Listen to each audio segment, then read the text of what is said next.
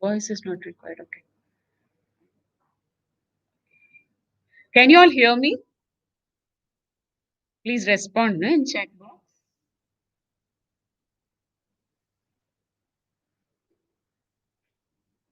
Please respond.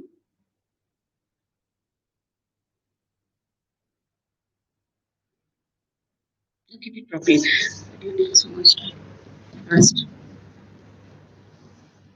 yeah, Nandini, be ready with open all the lids and keep. Open all that. See, shall I start? Any responses that you are seeing, Samiksha?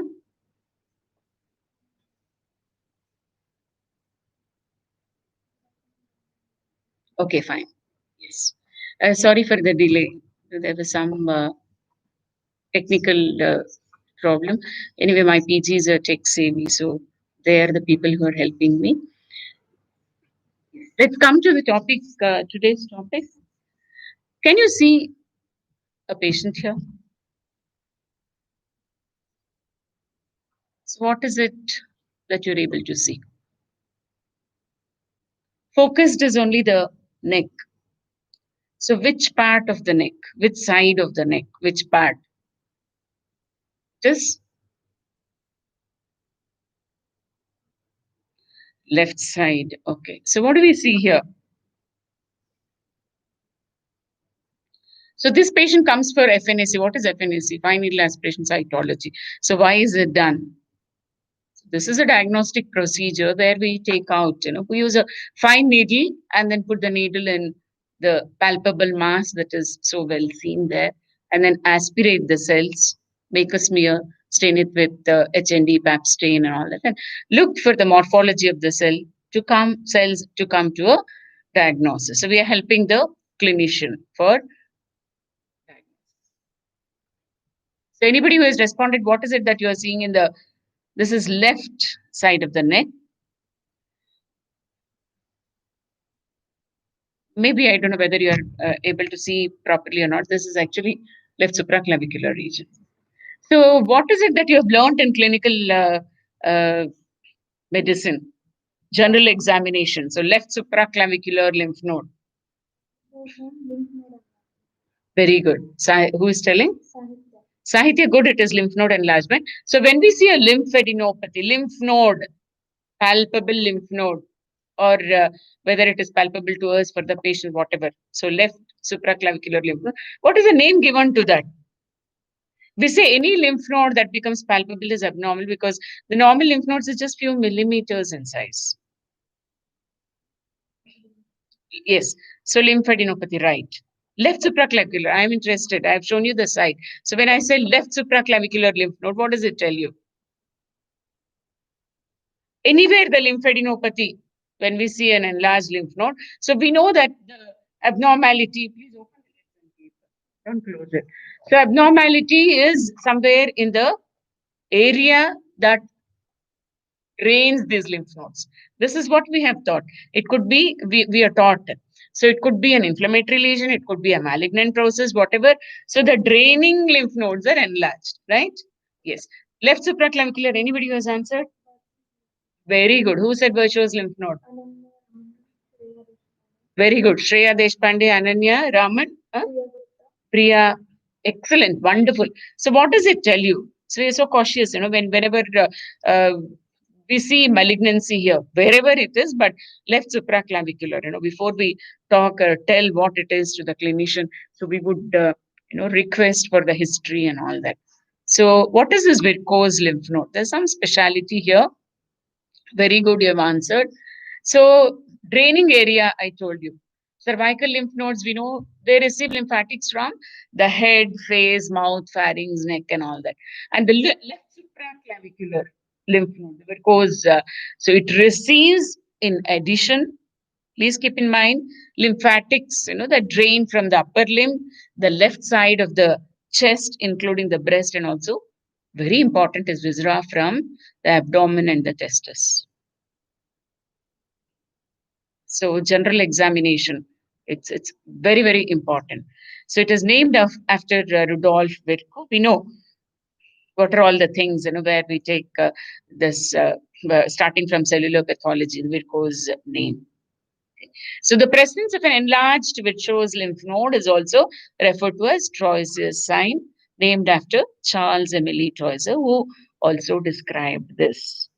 But it goes more often as Virchow's lymph node. Probably we forget the other one.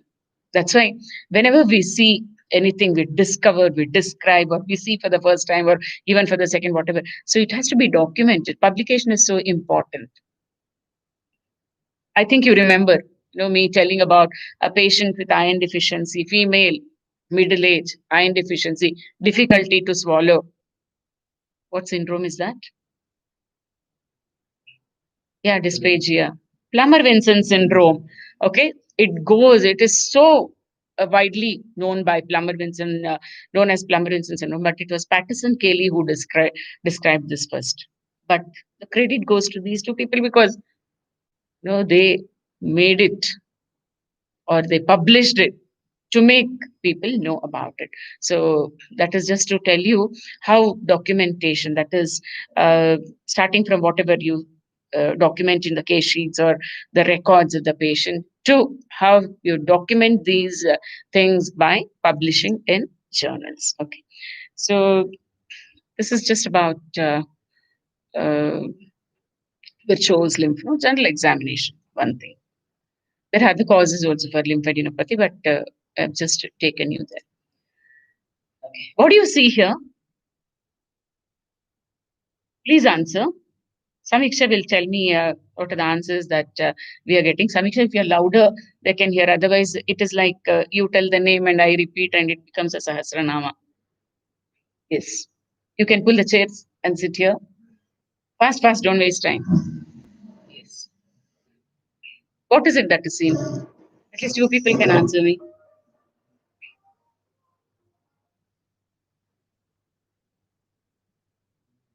Any answers that we have got?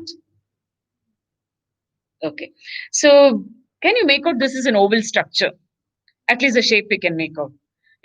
There's something, maybe something like a tubular structure on this. And what is so catchy here? The color of it. So, what is the color of this? It is, yeah, blackish red or brownish, whatever you say. So, the moment we look at this, if this were to be ovary, what would you have called it as? Chocolates is very good. So, you remember that.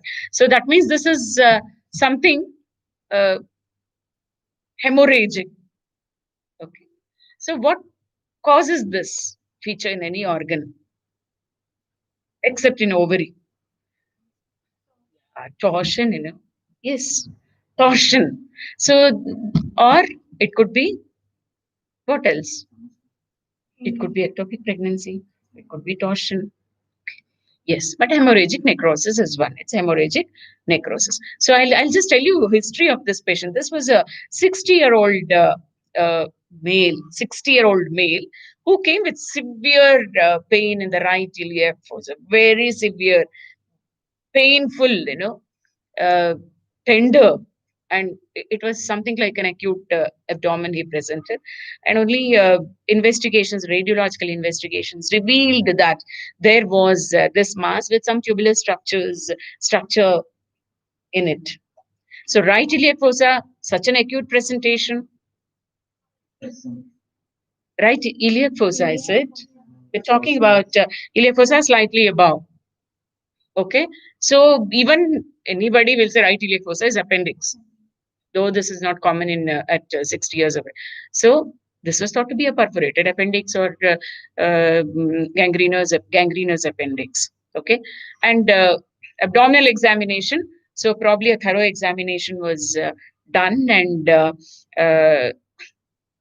this surgeon found something unusual also, which has to be there, was not there, and because radiology also showed a tubular structure. They said, yeah, probably a gangrenous appendicitis, complication of acute appendicitis, gangrenous appendix. And that was the first one. And second, they had a diagnosis. Second thing. So there is some take-home message. That's why I've just taken this case, and this is of course not my case. I'm just reading through some surgical journals. It is Khan et al. Who have published this in International Surgery Journal. Yeah. So now let us see. So let us keep this at that stage and come back to it. Okay. So surgery was done anyway. You are seeing this was removed, and they had the second diagnosis, and the second diagnosis turned out to be the definitive or the correct diagnosis. Now let us see something here. Come this side. Yeah. No.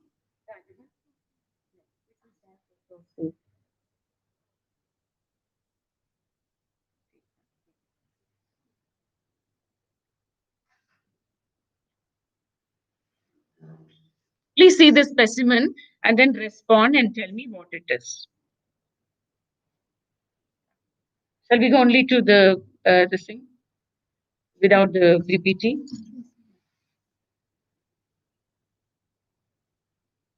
Hold on.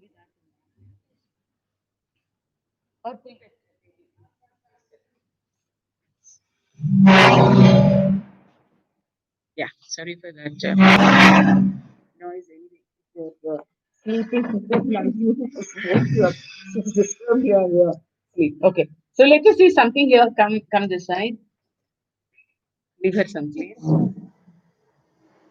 What is this organ? Can you see? Visible? Should she come here to the camera? Visible? Show them.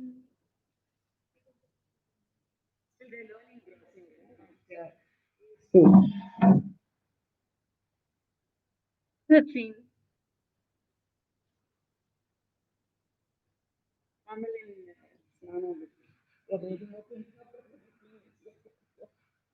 What is it? Slightly above. You can show them. Show them. Some of the what can you make out here?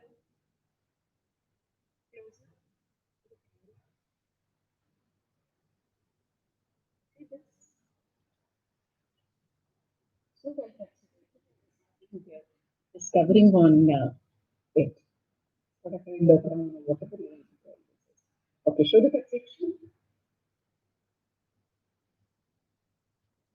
Anatomy. This is anatomy. Pure anatomy. Okay, thyroid. Thyroid, if you say this must be a nodule, solitary nodule. No, it's got an S.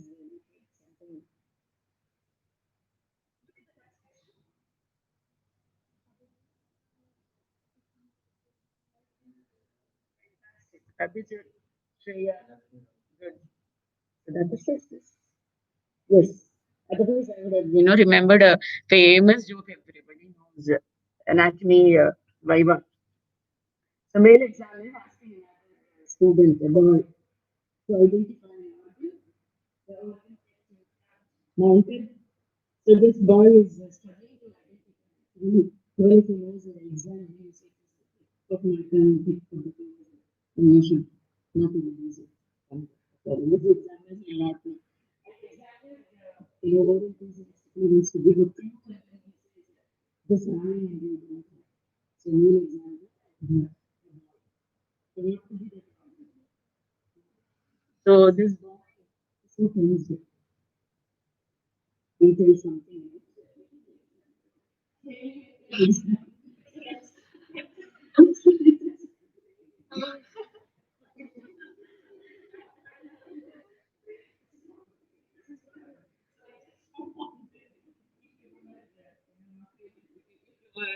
To not identify this. This is lacking in females.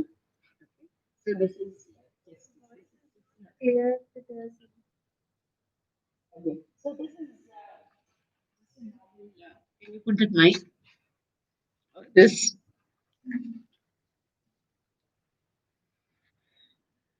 Can you hear me? Audible? Audible now? Better?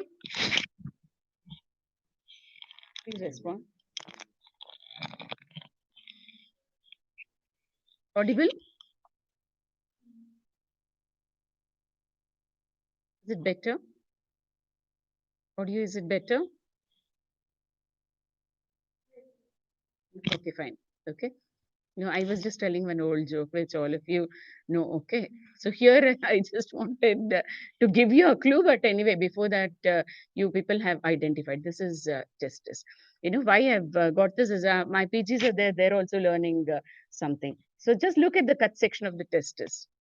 So we look for the size and shape and gross abnormalities and cut section and all that. So now see, she'll take a forceps and then show you something. See from the cut section.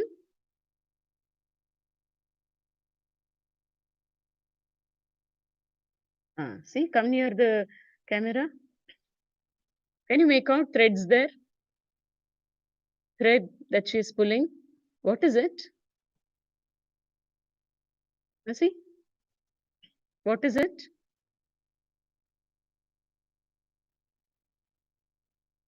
Power went off. Huh? Okay.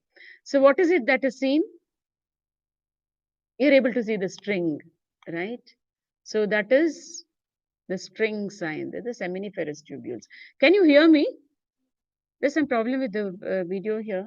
It's not coming here. Mhm.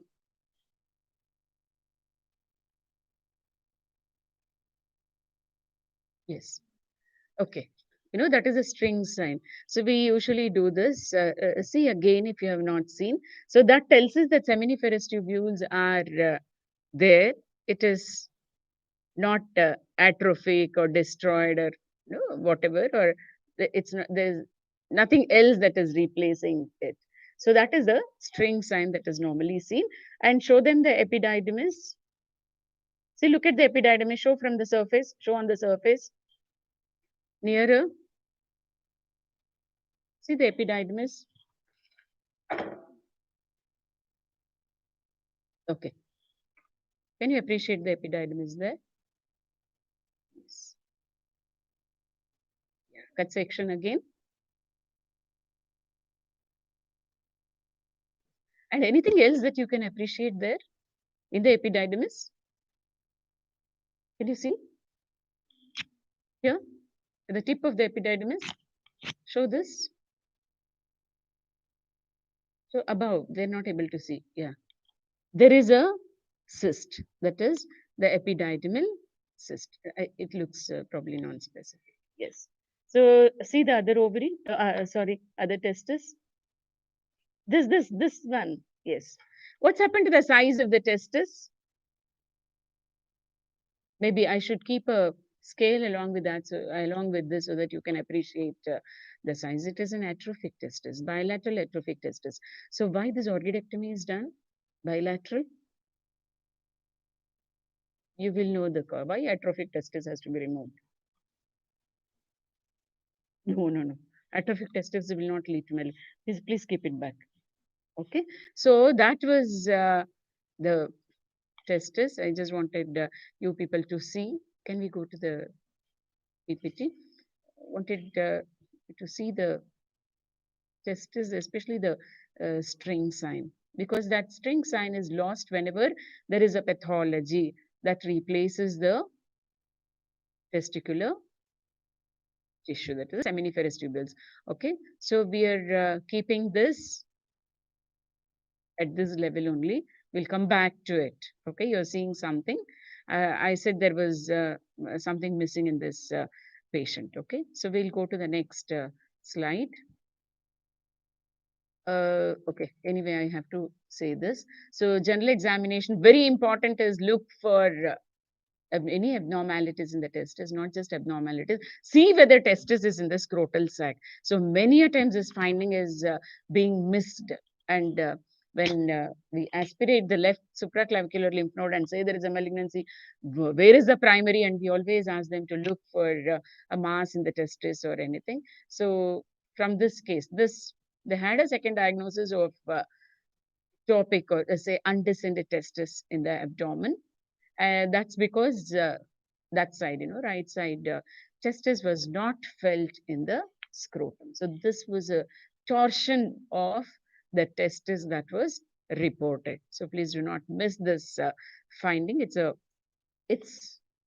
comes under the routine examination or the general examination.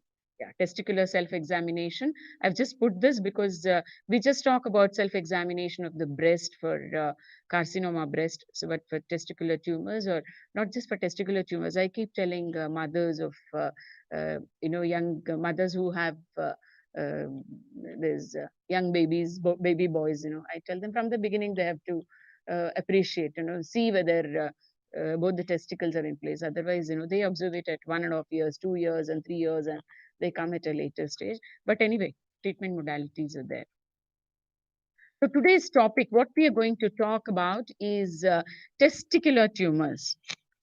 Okay. So why testicular tumors? It just constitutes 1% of all cancer deaths.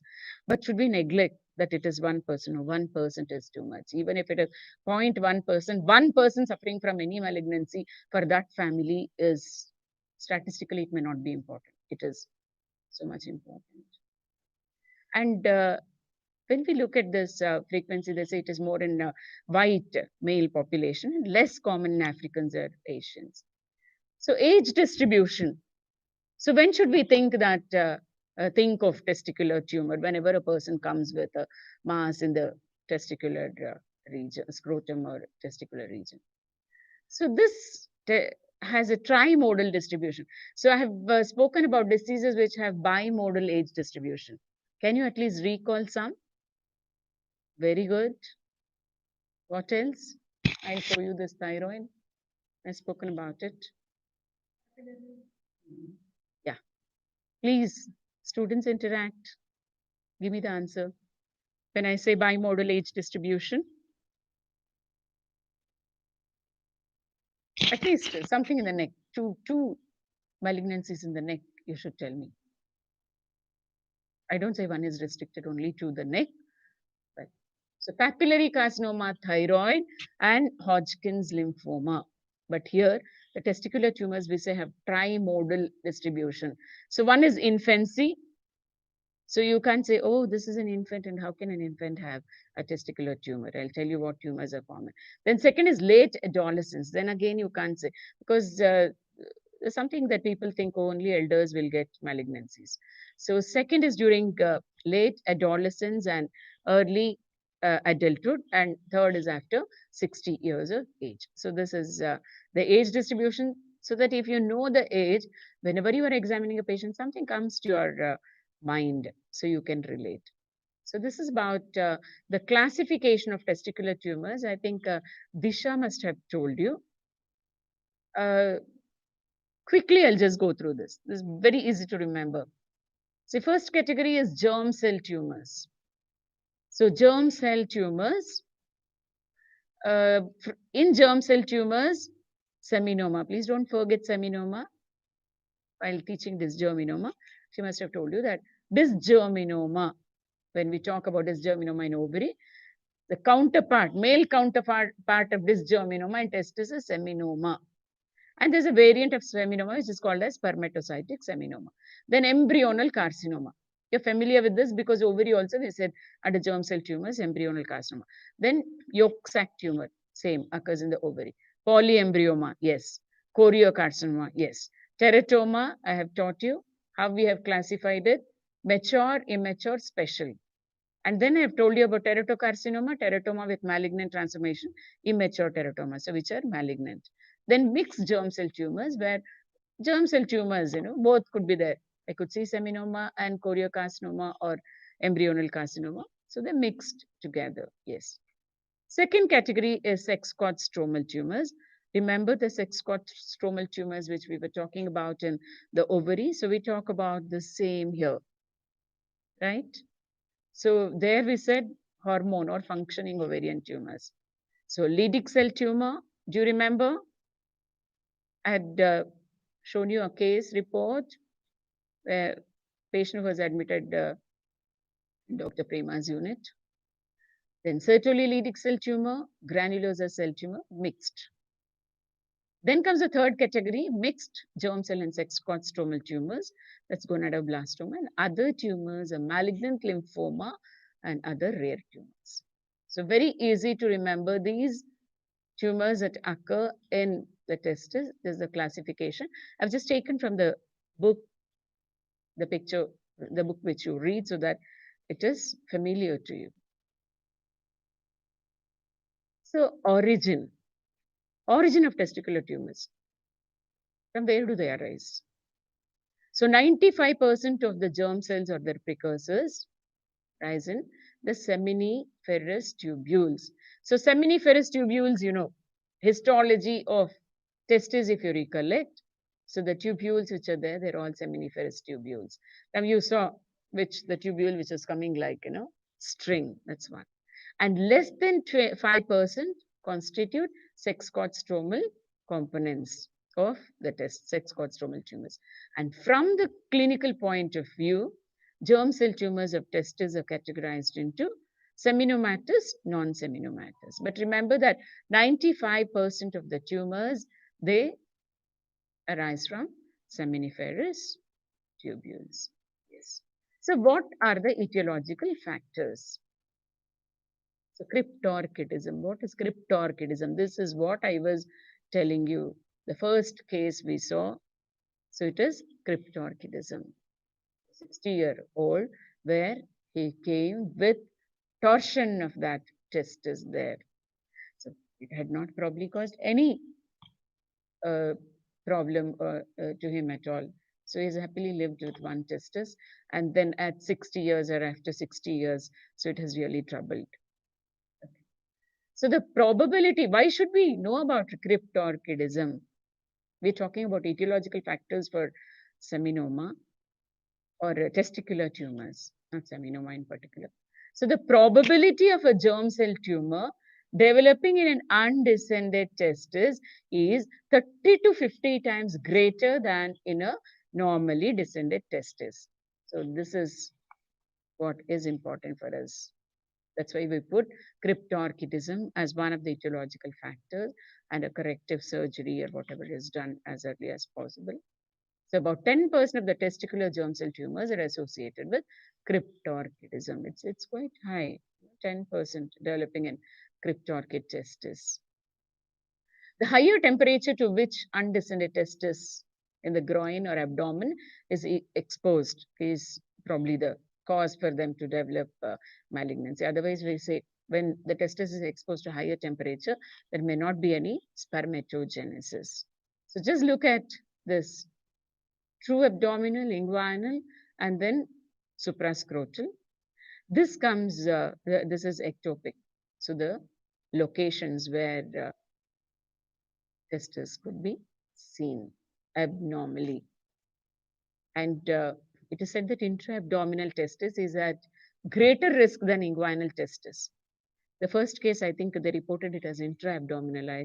I just said inguinal, sorry, intra-abdominal testis. But lucky for that patient, you know, he did not develop any germ cell tumor or any tumor. It was just a torsion and which could be removed, excised.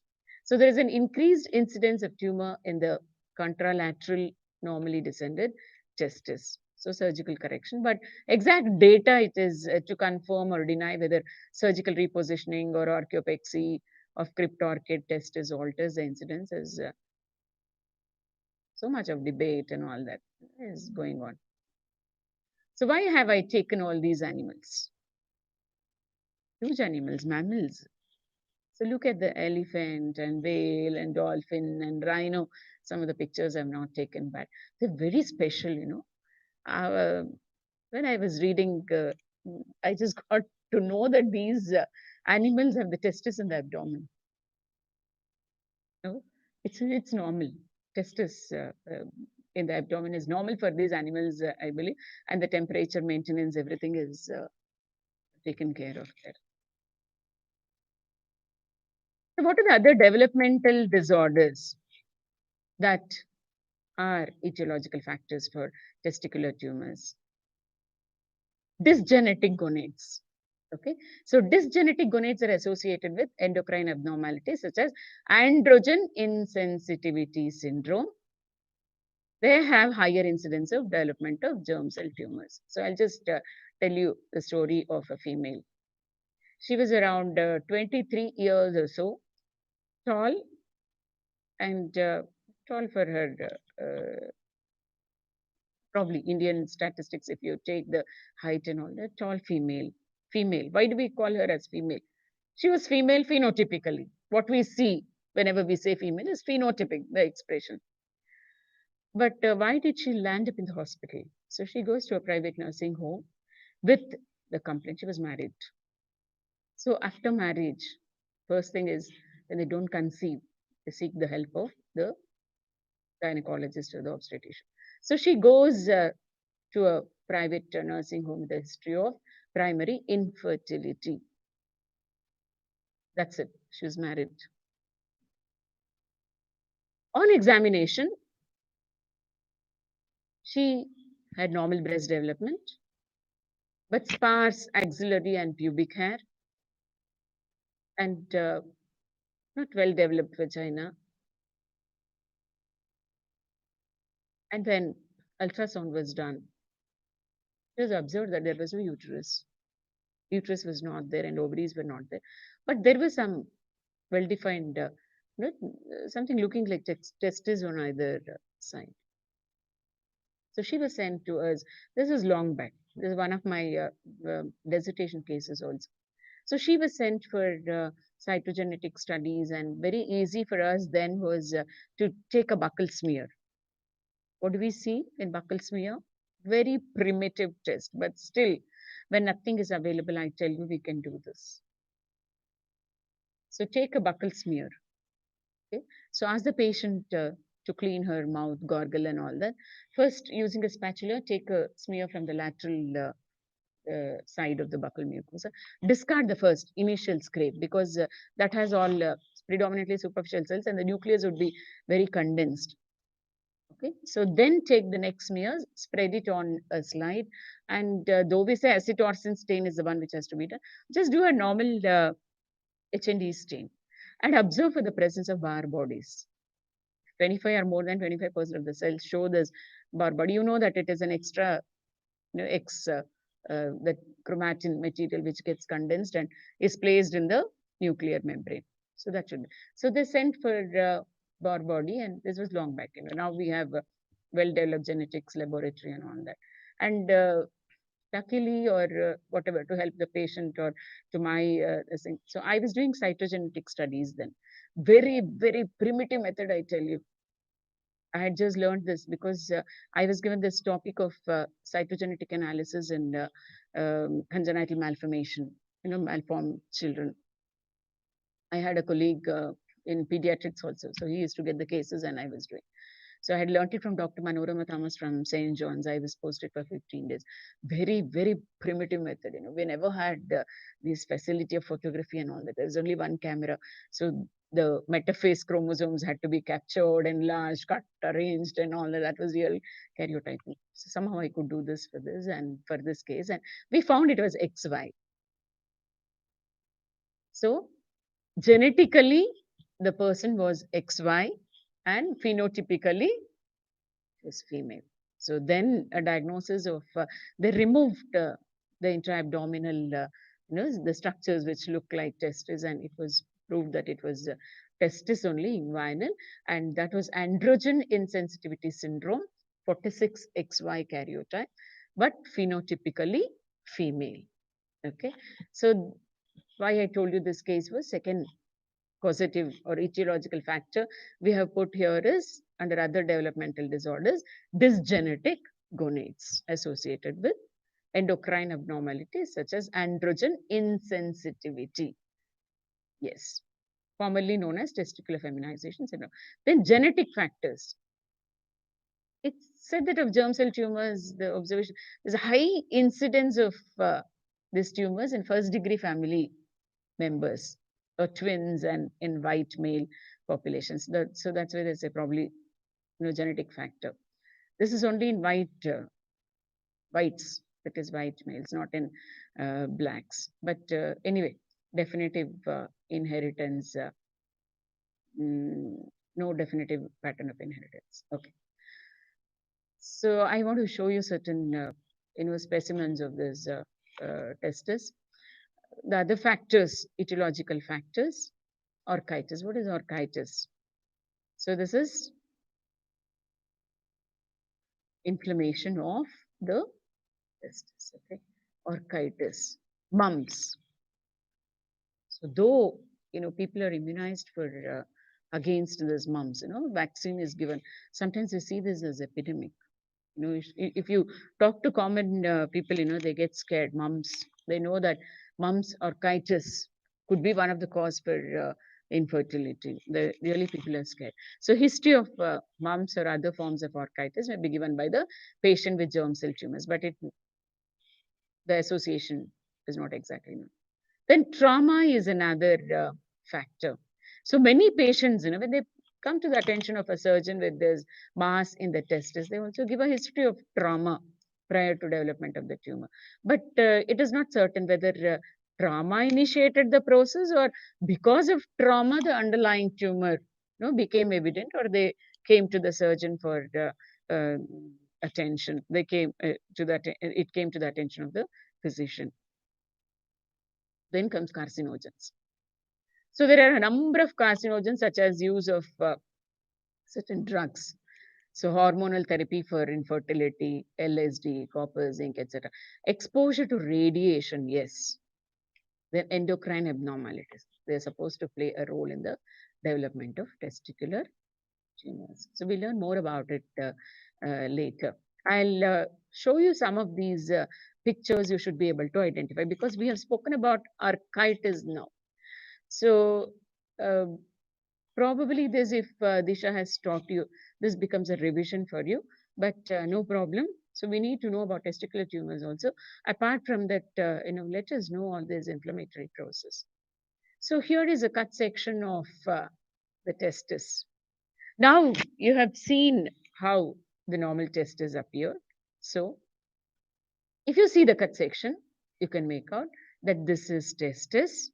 So this is a tunica albuginea. Then above, so investing on present on that is the epididymis, right? So what is abnormal now? So this is the normal area. This is the abnormal area. Okay. So what is this abnormal area? Which are the parts which are involved here? Can you identify? The picture is very clear. Picture is very clear. So this is epididymis, this is testis. So string sign I told you, right? So if we take a forceps, try to pull these seminiferous tubule, definitely you can see that string sign will be positive here. But you try to do that in this gray white area, no, it is not elicitable. So you say string sign is absent. The moment you say string sign is absent, we know that the normal testicular seminiferous tubules are occupied or replaced by lesional tissue, by a lesion. And what lesion is it? So we need to decide by examination, gross, micro, and all that. So here, the lesion is involved epididymis and the testis, a part of the testis, not the entire testis that is involved. So what did this show microscopically? What do you see here? This again is something that is taught to you.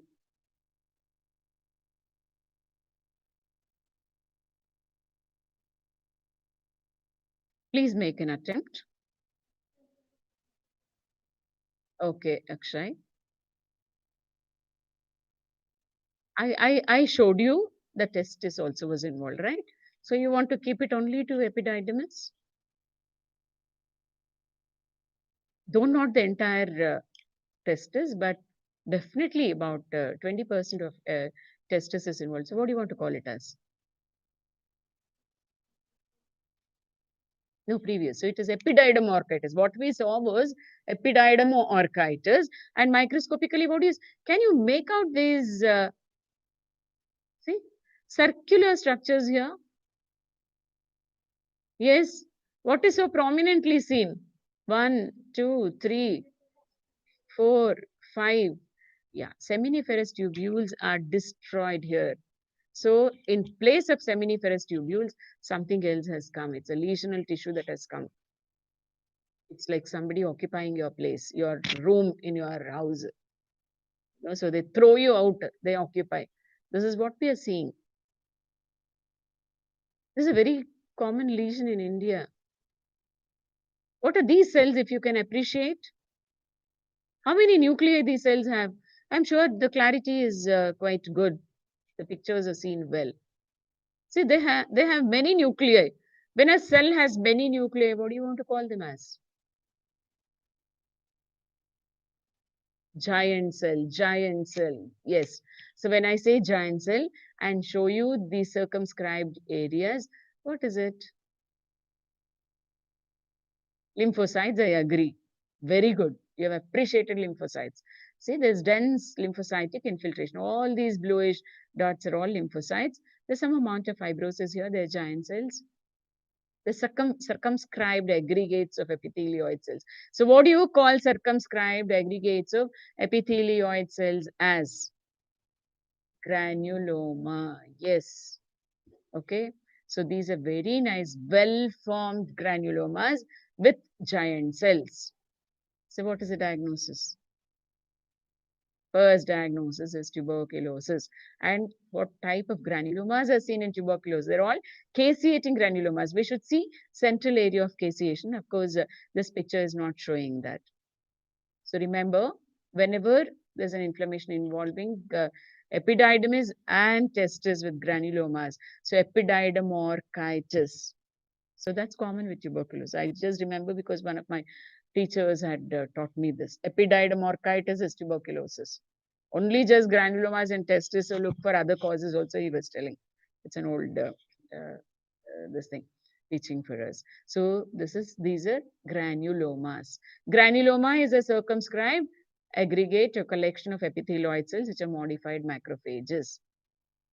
Other composition of granuloma, they're surrounded by giant cells. When the macrophages individually cannot function, cannot do that scavenging activity or clearing the organism and all that. So many macrophages come together. Kannada, unity is strength, we say. Oggattinalli balavide. So that's how they all come together. And so they form giant cells.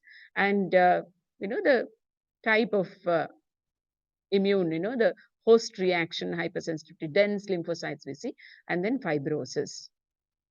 So healing also simultaneously takes place in chronic inflammation. Damage also is there simultaneously, side by side, healing also occurs. So this is what we see here. So this was tuberculous epididymoorchitis. So this was contributed by Rosen. I just taken this picture. Now, there is another picture here. This is only histology, anatomy. Show you. This is caput epididymis. See how it is going? So then the caudal epididymis, the convoluted vas, the testicular blood supply, then vas deferens and testis. That is very well seen. You can show them this epididymis and testis surface. There it is seen well there. Surface, external. When we are showing this, that is the external surface. Okay, epididymis. So here there is another cut section of the testis. Is it looking different from the previous picture or the image I showed you? Yes, it is different. In what way? Where is the normal testicular architecture here?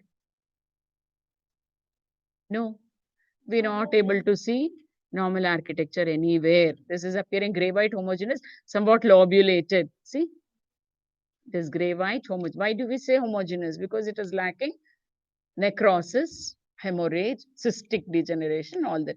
And cut section entirely looks similar, so we say homogeneous. Yes. So this is seminoma actually. That was the cut section. Yeah.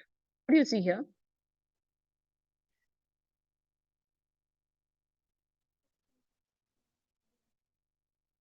Black. So what does it tell you? Torsion. And this is looking normal, right? So torsion. This is torsion because of hemorrhage. See, the capsule is appearing so tense. and it's slightly enlarged. Yes. So look at this specimen now.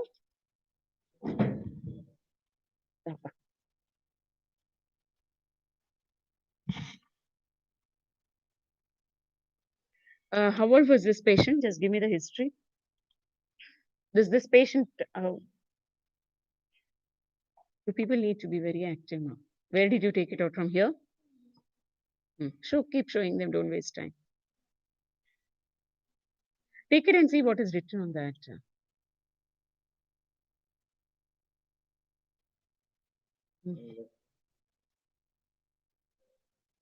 Age.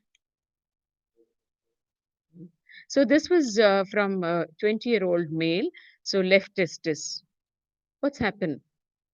So he has come in an acute condition to the surgeon. Who operated this?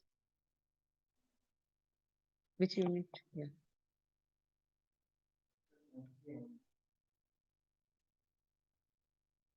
Okay. So what is it? The color itself is telling you.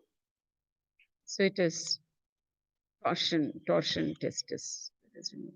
So show the cut section.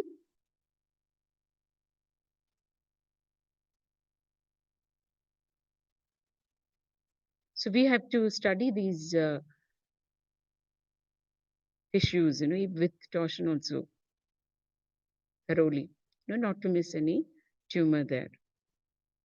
So if you try to look for string sign here, try looking for string sign. This is all hemorrhagic necrosis. So we do not see the normal seminiferous tubule. It's all undergone. See, that is congestion, hemorrhage, stasis, necrosis. Okay, fine. Yes. So let us look at another specimen. Show them. Show this. This is from which case? Okay. Look at this. This was only one side testis that was removed and sent. Look at the size and comment on that. So you put them together. Only half of it we are seeing. The other half is taken for study. What's happened to the size? So small. Okay. So unless age is mentioned, when we are looking at it grossly, so we cannot say whether this is from a child or from atrophic. The microscopy will be very clear. Atrophic, testis shows lot of fibrosis, interstitial fibrosis, and then there may be very less spermatogenesis, and Sertoli cells may be seen lining the tubules, and basement membrane also could be thick, and then relative increase in the Leydig cells. We say, where are the Leydig cells present? They'll be in the interstitium. Okay, fine. So that is an atrophic testis. So trying to show you the strings, and it was difficult. Partly or partially it was present. Take the next one. What happened to our mounted specimens? Where did you keep them? One is down and other one. Okay, next class we'll show them. Sure.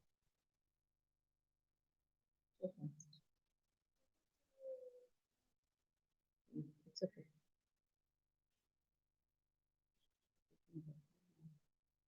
See, this was scrotal abscess, they said. I'll show you other specimens in the next class. Okay. So where is the normal testis? No. So where is the epididymis, as we have seen? But what is seen so well here? So look at the tunica, show that outer thing. It looks so fibrosed. And there are yellowish areas. It is not just the fat. Show the yellowish areas. Looks like pus, purulent areas. And grossly, definitely, this looks like an inflammatory lesion. But we should know what inflammation it is, because there are some specific inflammations that occur in the testis. Yes. Any more? Okay. This is just I wanted to show you some of the testicular specimens that RPGs keep grossing that we receive for histology, often that are being operated. Probably you would have seen them, the surgeries also. Okay, this is a cut section of testis. You can make out that in the center there is a necrotic area. Okay, this looks quite well delineated. And the necrosis, if you see, it just looks like caseation also. But whatever that is seen as caseation grossly, how does caseation look like? We say it is cheesy. When Gaurav takes a selfie, he says cheesy. PG. Okay, so it appears cheesy because what gives that appearance? Casein, the protein in the milk that gives that appearance. So here in tuberculosis, we say, what is the coating of these organisms? What do they have? The mycolic acid, the content, yeah, that gives them acid pass. The lipid coat that they have, so that gives them this appearance, cheesy appearance. That's why we say caseation is cheese-like or cheesy appearance. So that is it. But whatever appears like the cheesy appearance need not be caseation. Okay, so even in gamma we see that appearance. The necrosis looks like, and leprosy nerve abscess looks cheesy because the myelin sheath that also gives rise to that appearance. So this is gamma. Now we don't see this infection at all. Hardly I have seen any of late. So it is tertiary syphilis. So syphilis has become a very rare, disease. It's a historical specimen, they say now. So gamma, that is also a necrotizing granuloma seen in the testis. But when we talk about tertiary syphilis, yeah, bone, liver, and all these other sites, testis for tertiary syphilis. So this is gamma, gammatous necrosis, we used to say. So no recognizable testicular tissues. Probably the shape, is looking like testis. Okay, where am I going here? Where am I going back? Yes. So rubbery granuloma, liver bones testis, I told you. And it's about testicular tumors. I'm going to tell you in the next class. And even before I talk about it, Dr. Disha would start this topic for you on Saturday, and she'll tell you the pathogenesis and everything. So the objective of today's class was only to give you an introduction about testicular tumors. And I just told you about some of the etiological factors for testicular tumors also. And I just wanted you to see some of the orchidectomy specimens that we keep receiving in the department for histopathology. Instead of just seeing pictures, and so you have seen the specimens also. And I thought the PGs have just joined, so it's an exercise for them also. And now they've learned to how to gross testicular specimens, that is orchidectomy, and then to elicit string sign and all that. Okay, so let us learn in detail about testicular tumors in the forthcoming two classes by me. So you'll be learning that from Disha and me, and we have completed almost all the topics that are supposed to be taught. The topics which are, they say, desired, not desirable, must know topics. So in CBME, so the next curriculum, the competency-based medical education, so it is different. But according to the previous one, whatever was there. So we said all important ones were put in must know category. So we have taught you all that.